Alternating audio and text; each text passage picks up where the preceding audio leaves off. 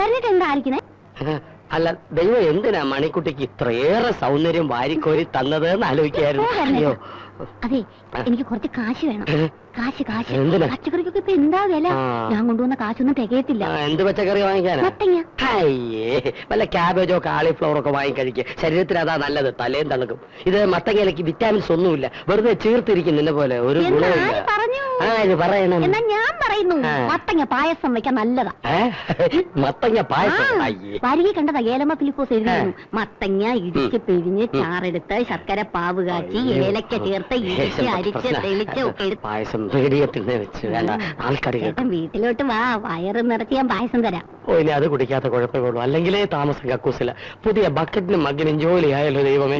Bucket മഗ്ഗൊന്നും പറയാതെ കാശിലാ കാരണേട്ടാ. 50 മുഴുവനും കൊണ്ടുപോയോ? ആ, പോട്ടെ. ചേട്ടാ, പായസം കുടിക്കാൻ വരണേ. ഓ, നിന്റെ തല മത്തങ്ങ പോലായിരുന്നു നല്ലത്.